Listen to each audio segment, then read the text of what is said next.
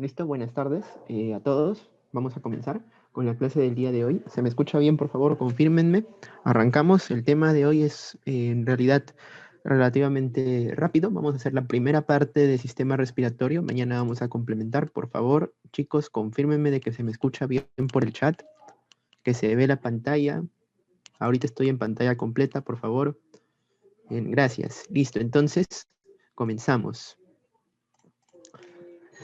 El sistema respiratorio es un conjunto de órganos que van a permitir la función de la respiración. Eso nos han enseñado desde el colegio, pero en realidad hay que tener mucho cuidado con el término respirar, ¿sí? Porque en realidad respirar es un concepto que se puede dividir en tres fases. Mira, tenemos la ventilación, el intercambio gaseoso y la utilización del oxígeno. Si tú utilizas la palabra respirar, te puedes referir a cualquiera de los tres, ¿sí? En este caso, si nosotros decimos ventilar, nos referimos únicamente al proceso mecánico de llevar aire del exterior al interior de nuestros pulmones. Eso significa ventilar, ¿sí? Y tiene dos fases, ¿no? La inspiración y la expiración. Inspirar cuando llevas aire adentro, expirar cuando llevas aire afuera.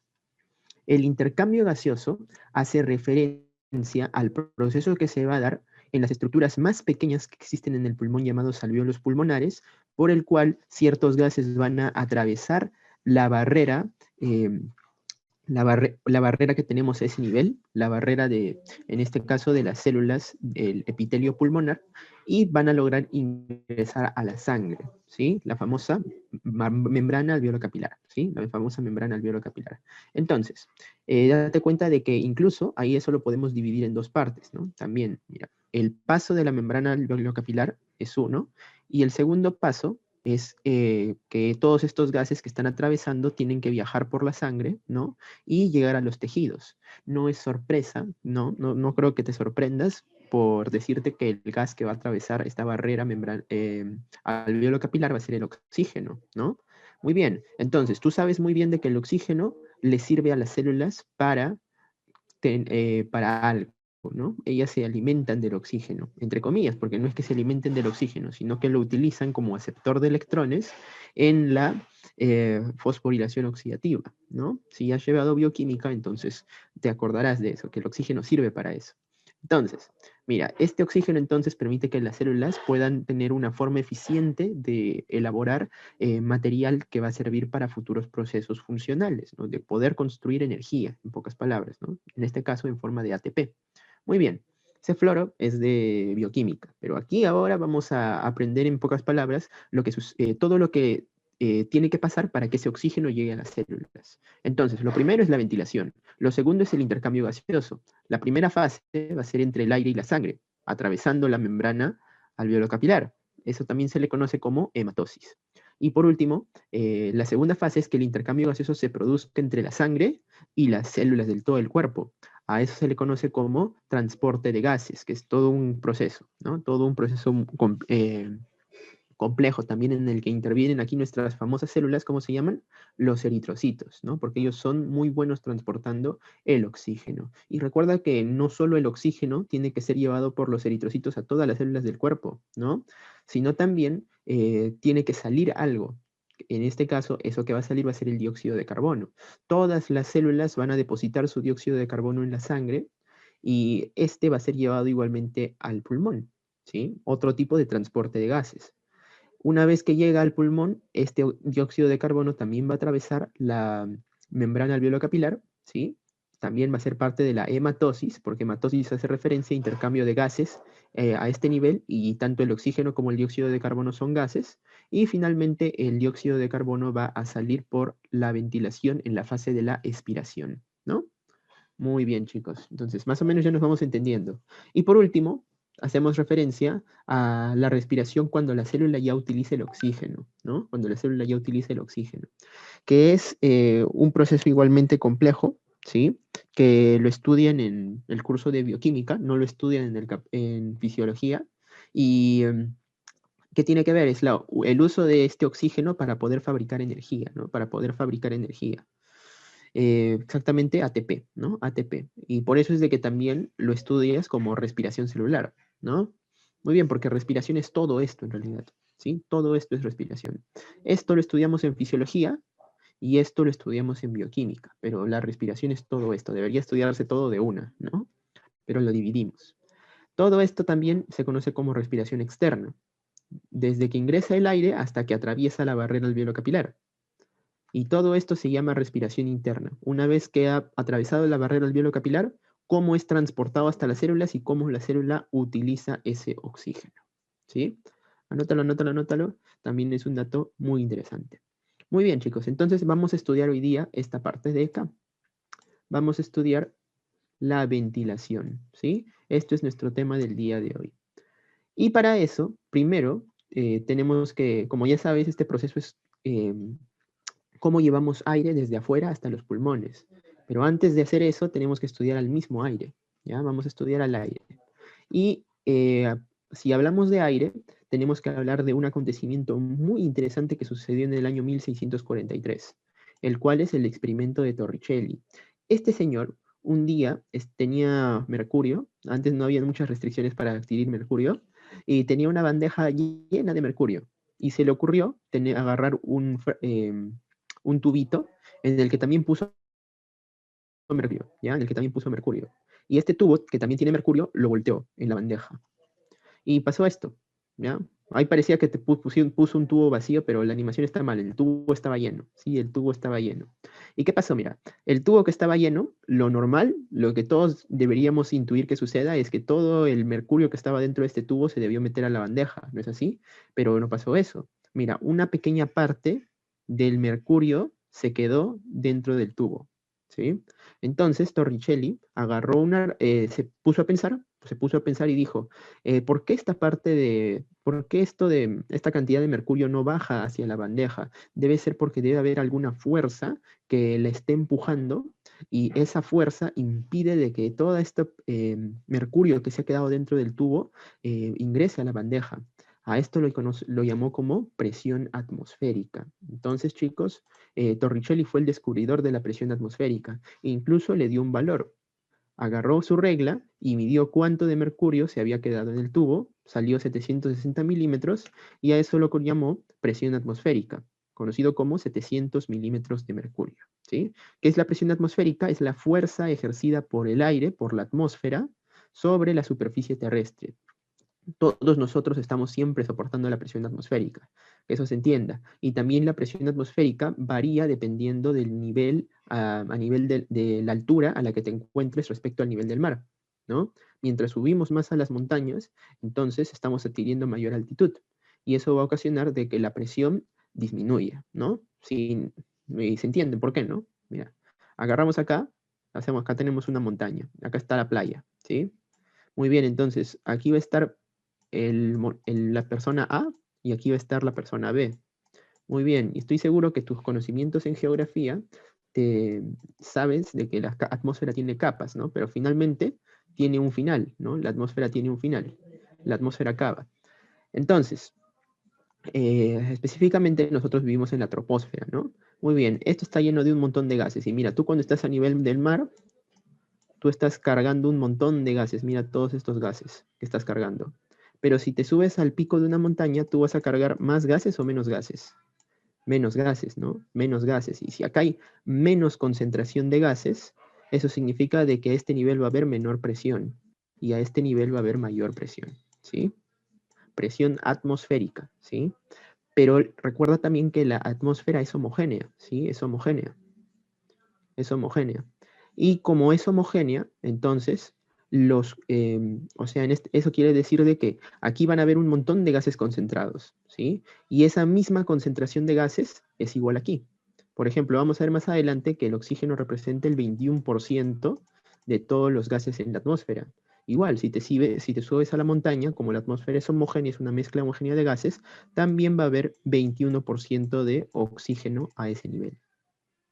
¿Sí? Lo que va a variar va a ser su concentración, que eso se entienda, ¿sí? Muy bien, chicos, habiendo explicado ese ejemplo, ya te mencioné esto, ¿no? Ya te lo iba a salir como animación, pero finalmente acabé diciéndotelo. El aire está compuesto de una serie de gases, el nitrógeno, el oxígeno y otros gases, de los cuales podemos resultar al dióxido de carbono, que posee 0,03% y poco a poco en aumento por el calentamiento global, ¿no? Muy bien, entonces, ¿qué pasó después? Un señor llamado Dalton, un día, tenía dos gases mezclados en una estructura, en un barril, vamos a ponerle un barril, ¿sí? Y este barril tenía un manómetro. ¿Sabes qué es un manómetro? Es una herramienta que te permite medir la presión manométrica, es decir, la presión que hay en esta estructura cerrada. Y fíjate, mira, ahí tenía dos gases, y creo que lo ves muy bien, porque hay gases que son las pelotitas amarillas y gases que son las pelotitas rojas. Entonces, Dalton agarró y sacó las pelotitas rojas y las pelotitas amarillas. Y se dio cuenta de algo, que la presión inicial era de 100 milímetros de mercurio, fíjate. Bueno, no eran estos números, no sé con cuáles habrá calculado, pero yo lo hice con estos. Y mira, sacó las pelotitas rojas y las pelotitas rojas, mira, eran 4 de 10 y su presión fue de 40 milímetros de mercurio, la presión ahora en este nuevo recipiente. Y la de las pelotitas amarillas fue de 60 milímetros de mercurio. ¿Eso qué quiere decir, chicos? Eso quiere decir de que la presión está en relación al número de moléculas que haya dentro de una estructura, ¿no? Muy bien, entonces, eso lo podemos decir dentro de un vocabulario más técnico como lo siguiente. La presión ejercida por una mezcla de gases es igual a la suma de las presiones ejercidas por cada uno a temperatura y volumen constante. Renato, no entiendo nada. Bueno, tranquilo, tranquilo, no te desesperes. Eso no quiere decir otra cosa más que esto, que en este caso este pelotita roja va a tener una presión parcial, ¿no? Muy bien, entonces vamos a ponerle presión parcial de la pelotita roja, más la presión parcial de la pelotita amarilla va a ser igual a la presión total. Eso quiere decir la ley de Dalton, ¿sí? Eso quiere decir la ley de Dalton.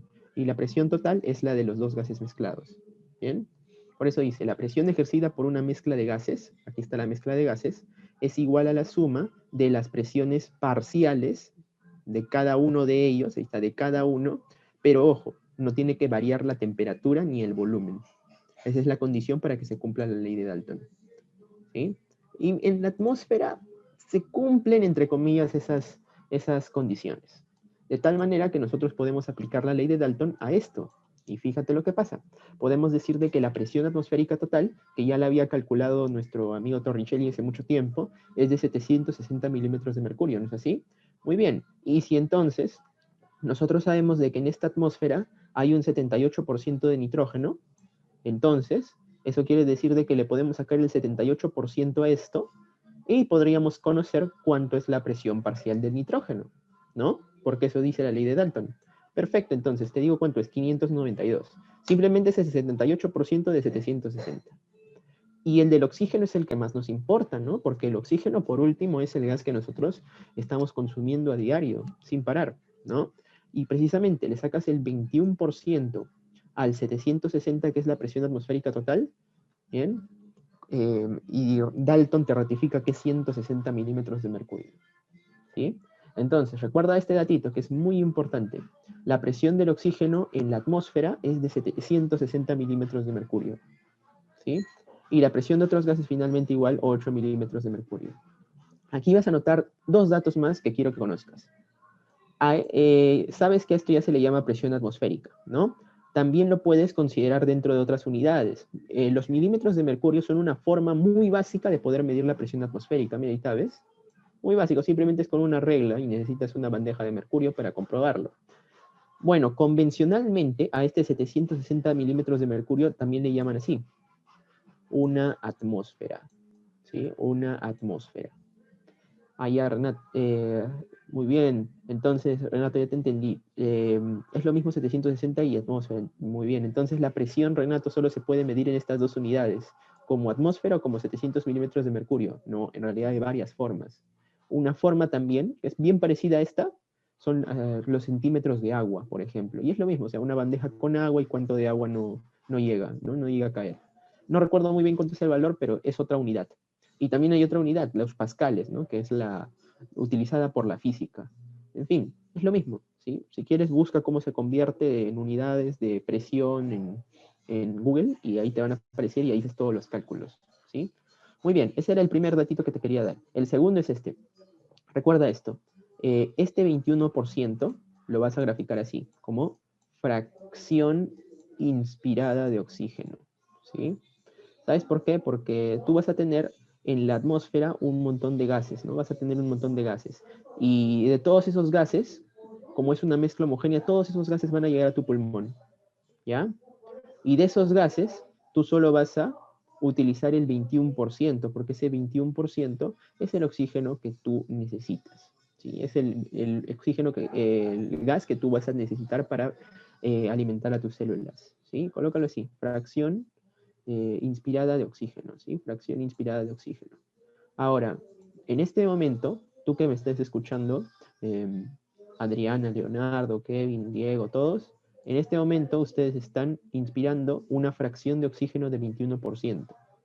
Pero la misma fracción la tendrán los enfermos del Hospital Loaiza, que están con COVID. No, porque muchos de ellos están recibiendo oxígeno, bien, oxígeno medicinal, oxígeno terapéutico.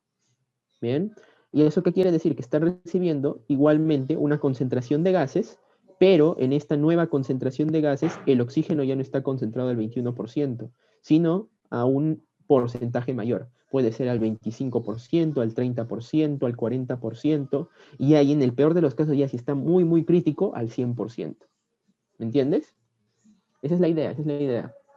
¿Sí? Subimos el porcentaje de oxígeno que esta persona está inspirando y de esa manera podemos hacer de que su pulmón, que en este caso está dañadito, pueda recibir más oxígeno y sus células no estén muriendo.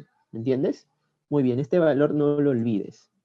Listo. Y aquí un último dato. Renato, tú me puedes preguntar, perfecto. Entonces, Renato, cuando yo inspiro, siempre van a llegar 160 milímetros de mercurio a mi pulmón. O sea, en mi alveolo, ahorita hay 160 milímetros de mercurio, que es la presión ejercida por el oxígeno. Y ahí la respuesta es que no. ¿Ya? Esto va a cambiar. Mientras más va acercándose el oxígeno al alveolo, va a modificarse esta presión por una serie de factores que vas a ver el día de mañana. ¿Sí? Porque eso ya tiene que ver mucho con el intercambio de gases, ¿sí? Así que hoy día nos vamos a centrar básicamente en cómo llega el aire hacia adentro y hacia afuera de los pulmones. Te lo repito por última vez. Muy bien. Entonces, sigamos estudiando ahora los gases, ¿sí? Porque hay unas cuantas leyes que también debes de conocer porque se cumplen para todos los gases que existen y también para el oxígeno y el dióxido de carbono, que son los que más nos importan, ¿no? Muy bien, ¿estas qué son? Estos son, por ejemplo, una de ellas es la ley de Boyle. La ley de Boyle. ¿Qué te dice la ley de Boyle? Mira, Boyle agarró y tenía también un montón de, mira, dos gases expresados por pelotitas a un determinado volumen y a una determinada presión. Y ahí está, mira, el manómetro te está indicando la presión, ¿ya? ¿Y qué hizo Boyle? Agarró y empujó esta estructura que está acá arriba y después, para decir, vamos a ver, vamos a hacer esto y a ver qué pasa. Y mira lo que pasó. Empujó esta estructura desplazable y las pelotitas se juntaron más, ¿no? Los gases se juntaron más. Y fíjate lo que le pasó al manómetro. El manómetro indicó de que ha aumentado la presión de los gases, ¿sí? De esta mezcla de gases. Curioso, curioso, curioso. Entonces, Boy, ¿qué dijo? Ya, pues, entonces sacó una conclusión. Cuando yo disminuyo el volumen, porque mira, empujando esto disminuyes el volumen, entonces yo voy a ocasionar un aumento de la presión, porque eso me ha indicado mi manómetro. Y lo puso como una ecuación, ¿no? Ahí está, es parte del famoso pavo ratón que algún día te enseñaron, ¿no? Que algún día te enseñaron en química. Muy bien, ahí está. ¿Qué quiere decir esto? Quiere decir, en palabras técnicas, que el volumen de un gas es inversamente proporcional a su presión. Entonces, a mayor volumen, perdón, menor presión, ¿no? A mayor volumen, al revés, al revés, al revés.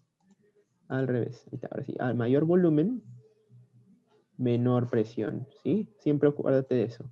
Inversamente igual, a menor volumen, mayor presión. Igual, a mayor presión, menor volumen, ¿sí? Como quieras, pero siempre recuerda que el volumen y la presión son inversamente proporcionales. Por otro lado, un señor llamado Charles también quería unirse quería unirse al club de los investigadores de gases y lo que hizo fue ahora agarrar igualito una estructura con una cara desplazable, que es esto se mueve, ¿ya? Y aquí también tenía un gas, ¿ya? Tenía este gas. Y lo que hizo fue colocarle candela. Primero le midió la temperatura al inicio, y está su termómetro. Y luego lo puso en candela y mira lo que pasó. las pelotitas empezaron a dispararse, a dispararse, a moverse más rápido. Y se movían tan rápido que, fíjate, mira, empujaron esta estructura desplazable, ¿sí? ¿Eso qué quiere decir?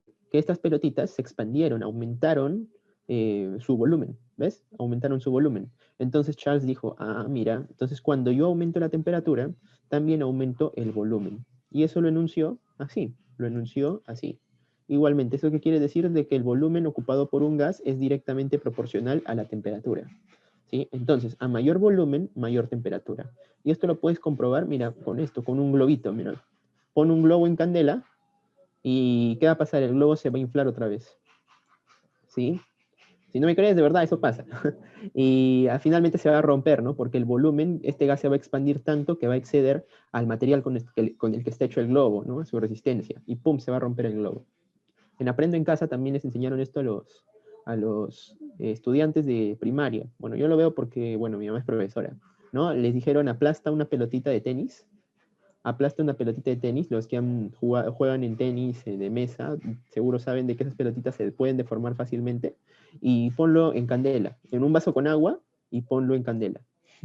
Y la pelotita se va a recuperar a su forma original, ¿sí? Un tip para que y también para un tip para la vida, ¿no? O sea, si algún día tienes un balón de oxígeno, estás en un centro de salud de provincia, por ejemplo, por favor no lo coloques cerca a la candela, pues, ¿no? No lo coloques cerca a la candela, porque ya sabes que va a aumentar su volumen y ese balón de oxígeno va a acabar explotando.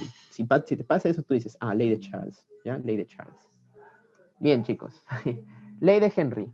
Henry también fue un investigador de los gases, ¿sí? Y mira, mira, les ganó a todos ellos, porque mira, ahora a este recipiente tan curioso le puso todavía, ¿sabes qué? Le puso todavía eh, agua, mira, le puso agua. Acá falta una ley, ¿no? La ley de Gay-Lussac, pero esa ya la investigalo por tu cuenta, seguro te acordarás.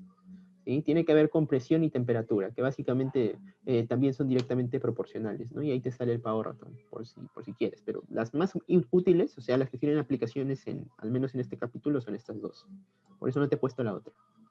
Y ya bueno, la ley de Henry, ahora sí. Regreso a lo que estaba hablando. Él puso agua también, mira, él puso agua, ¿sí? Y que se dio cuenta de algo, mira, él aplicó una presión mayor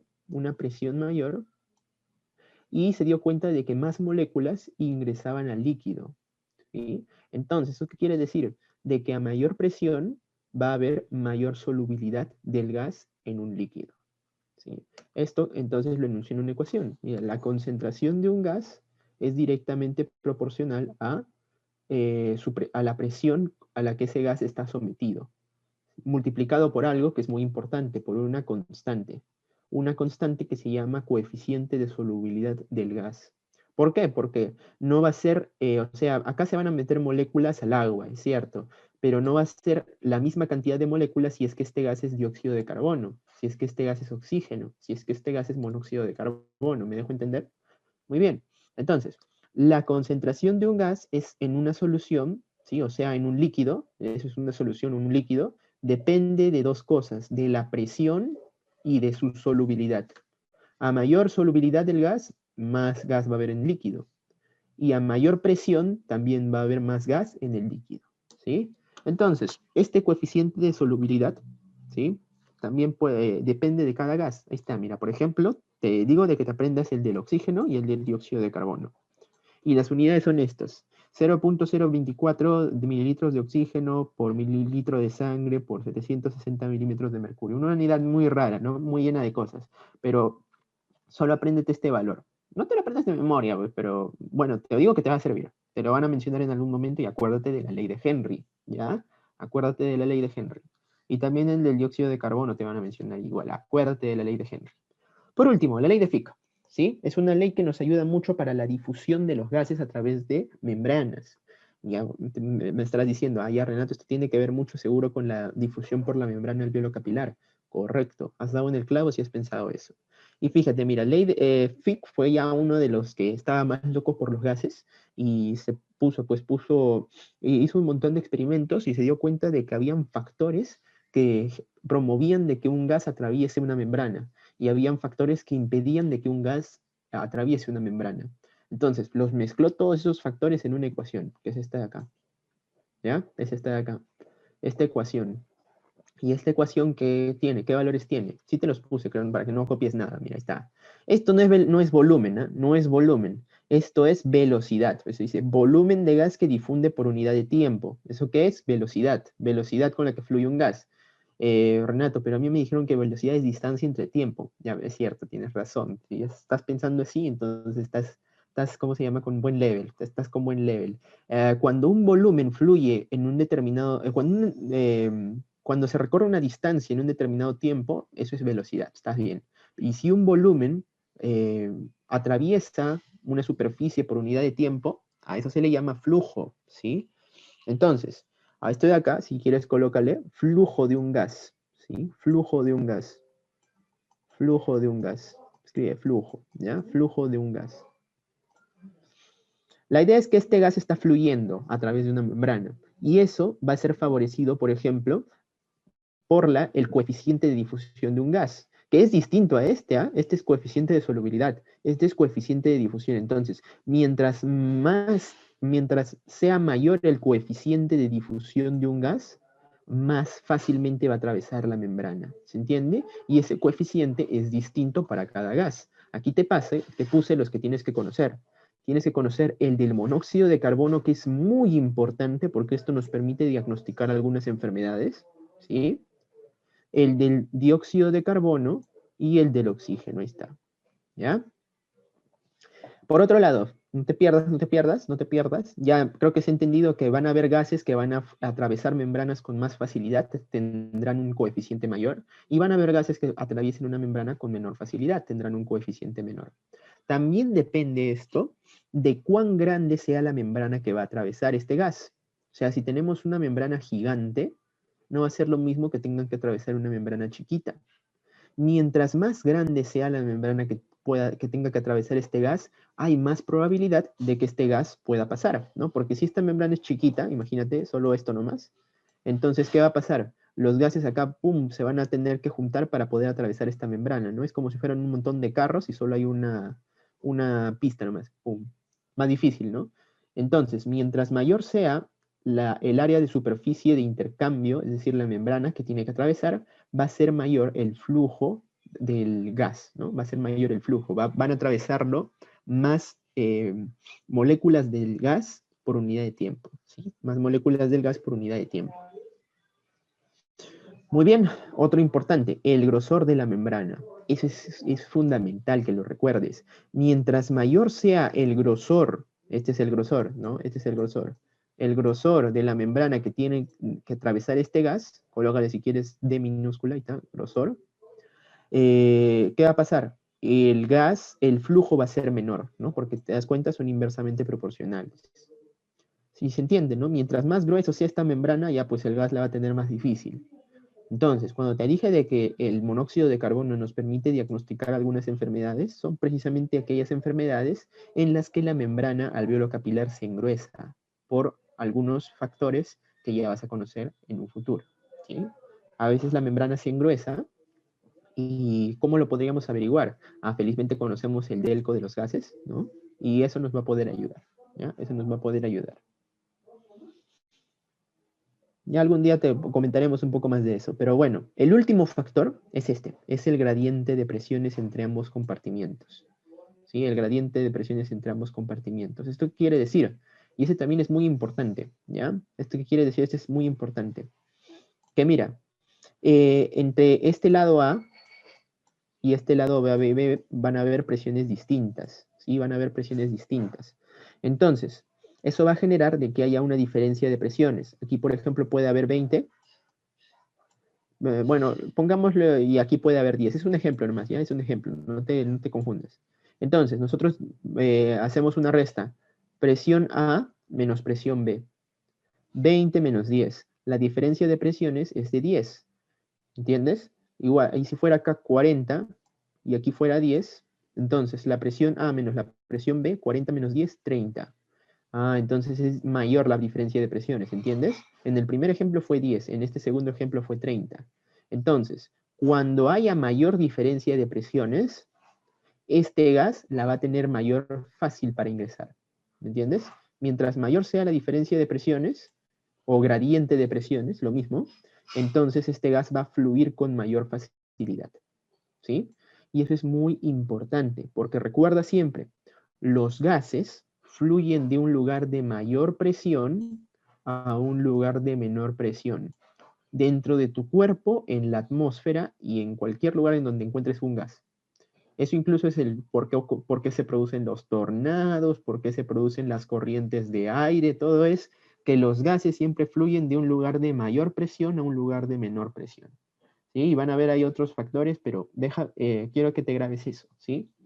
Los gases van a ser empujados por esa presión externa y eso va a permitir de que estos aumenten su flujo por las estructuras. Y no solo es para los gases, eso es para fluidos. Fluidos, recuerda que involucra líquidos y gases, ¿no? Líquidos y gases. Un líquido también fluye de mayor presión a menor presión. Un gas también fluye de mayor presión a menor presión. Listo, chicos. Ahora nos vamos a las grandes ligas, dinámica de las vías respiratorias. Primero, un repasito súper rápido de histonato, que no creo que tenga que explicarte mucho de que esto es la nariz, esto es la boca, esto es la faringe, esto es la laringe, ¿no? Sigamos más abajo, esto es la tráquea, estos son los bronquios, antes de que ingrese al pulmón. Una vez que ingresa al pulmón ya son llamados bronquiolos primarios.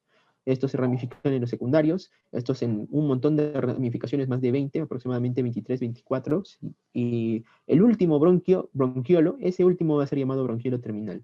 Y recuerda, bronquiolo terminal es ¿a qué se le llama bronquiolo? Una estructura que tiene cartílago todavía, ¿no?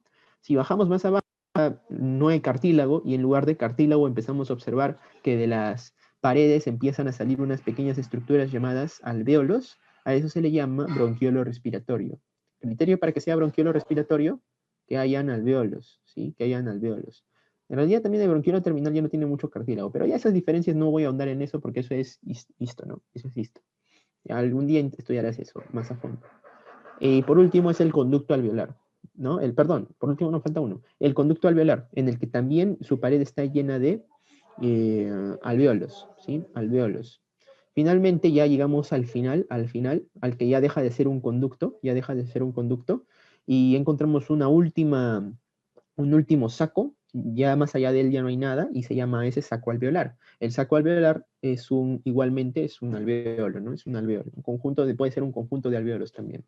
La idea es que bronquiolo respiratorio, conducto alveolar y saco alveolar, todos esos contienen alvéolos, que eso no se te olvide. Y ese va a ser el criterio que nos va a importar para clasificar a todas estas estructuras que conforman el árbol ventilatorio. Todas las primeras que están de color azul van a formar la zona de conducción, o también conocido como espacio muerto anatómico.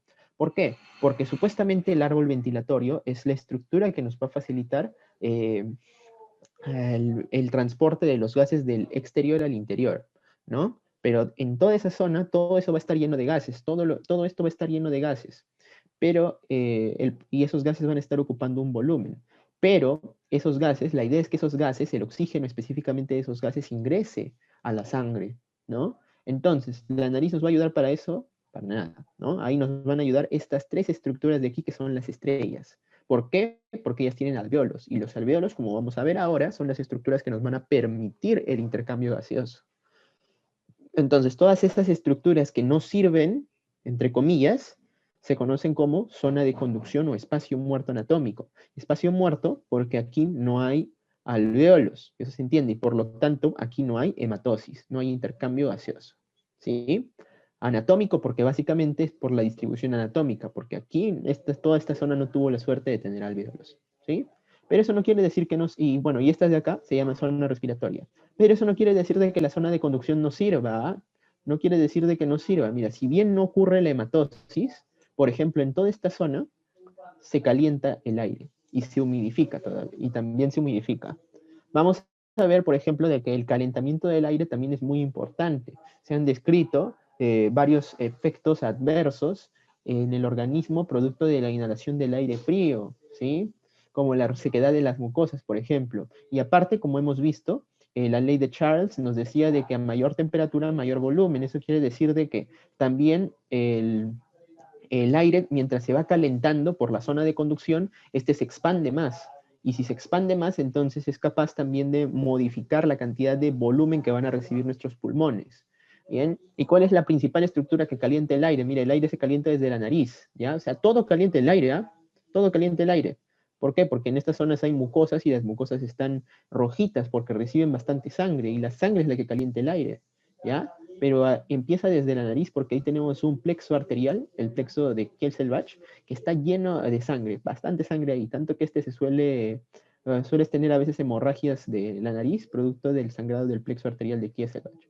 La idea es que esto de aquí nos sirve para calentar el aire. ¿Por qué? Porque la sangre está viajando siempre a 37 grados, ¿no? Y sea este en el lugar en el que estemos, el aire también va a estar a 37 grados, ¿sí? Va a ingresar a 37 grados y uno de los principales contribuyentes va a ser él. ¿Bien? Por otro lado, también la producción de la voz pasa en el espacio muerto anatómico, así que no es que nos sirva, ¿ya? En la laringe.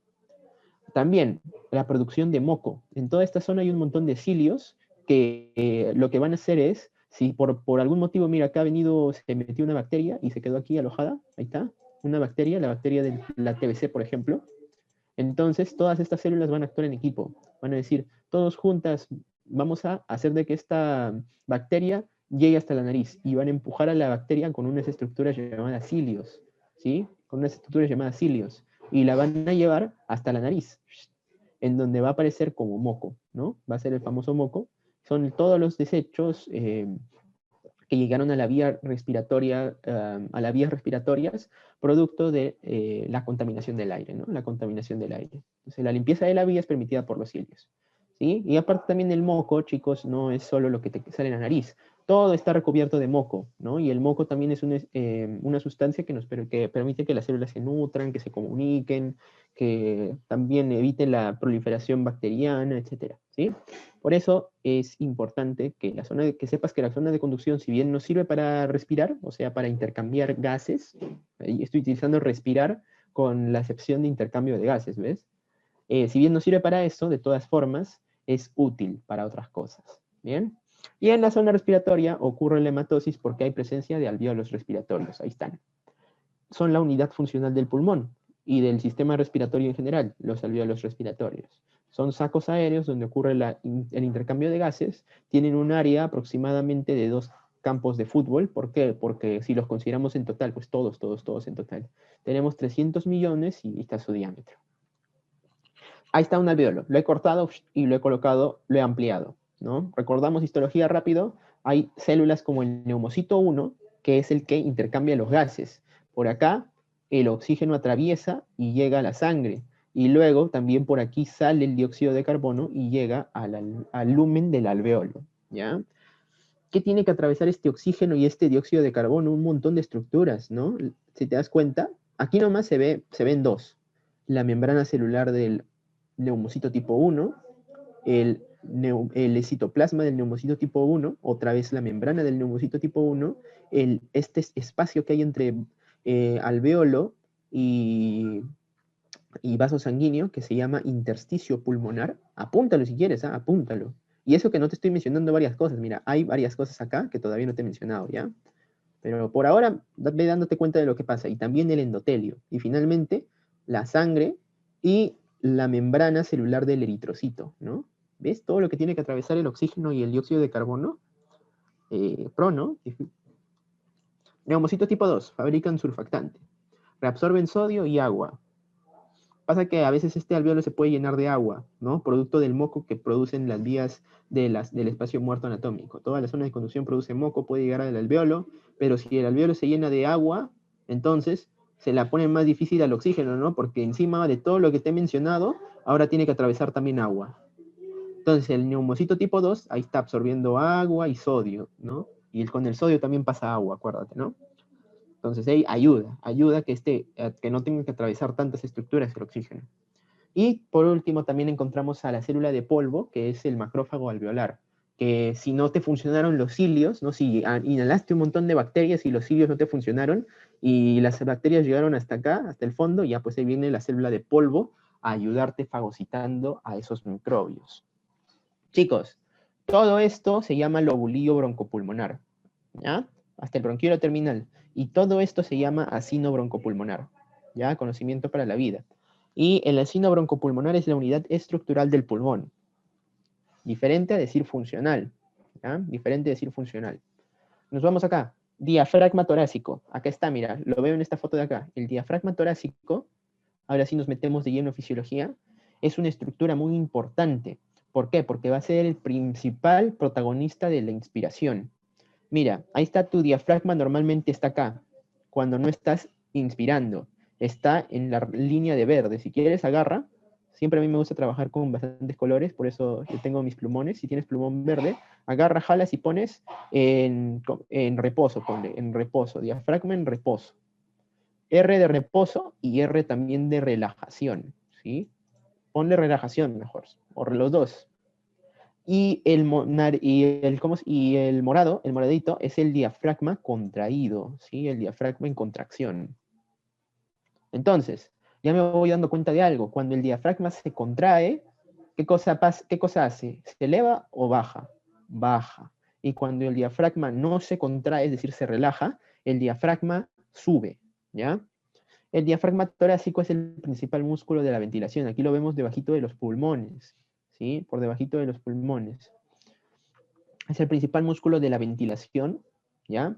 Modifica el volumen de la cavidad torácica, claro, ¿no? Modifica el volumen de la cavidad torácica.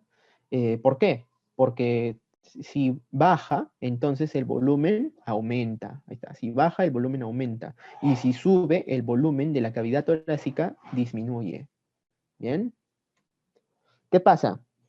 Cuando el diafragma se contrae, desciende, ¿bien? Y por lo tanto aumenta el volumen de la cavidad torácica. Acuérdate que los pulmones están fijados también al diafragma, ¿no? Por los recesos diafragmáticos que tiene la pleura. ¿Qué es pleura, Renato? Ya, ahorita vamos a ver eso.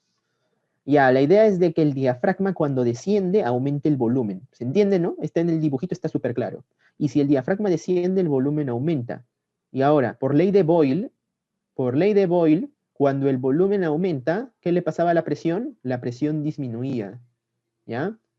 Entonces, atento a esto, esta es la carnecita de la clase. Cuando aumenta el volumen por la contracción del diafragma, ¿qué va a pasar aquí? ¿Qué va a pasar en el pulmón? La presión va a disminuir, la presión va a disminuir. Y si disminuye la presión, entonces, ¿qué va a pasar? El aire viaja de una zona de mayor presión, que es fuera, en la atmósfera, de mayor presión a una zona de menor presión. Y por lo tanto, el aire va a viajar de fuera hacia los pulmones. ¿Entendiste? O lo repito. Creo que me entendiste, ¿no? Repasa, voltea, busca ahí la ley de Boyle y verás que ahí te dice de que volumen y presión son inversamente proporcionales. Si aumenta el volumen porque el diafragma descendió, porque el diafragma se contrayó, entonces la presión disminuye. Y si la presión disminuye, entonces el aire va a ingresar. ¿Por qué? Porque el aire viaja de una zona de mayor presión a una zona de menor presión. Y por lo tanto, y eso va a generar entonces la inspiración. Por lo tanto, cuando el diafragma se contrae, desciende, entonces se produce la inspiración. Y cuando el diafragma se relaja, ¿qué va a pasar? Va a pasar lo contrario. El diafragma se eleva, se relaja, se eleva, y el volumen otra vez va a disminuir. Y por lo tanto, si el volumen disminuye, va a aumentar la presión. Y si aumenta la presión, ahora el aire va a querer irse a un lugar en donde haya poquita presión. Y ese va a ser afuera, ¿sí? Va a ser afuera y se va a ir de acá a afuera y va a salir y eso va a provocar la expiración, ¿ya? Igualito, todo es ley de Boyle, ¿ya? Ley de Boyle. Y ahora pensarás, Renato, tú me dijiste que la presión de la atmósfera es 760, ¿no? Es 760. O sea que acá afuera, vamos a borrar, vamos a borrar. Acá afuera hay 760 milímetros de mercurio.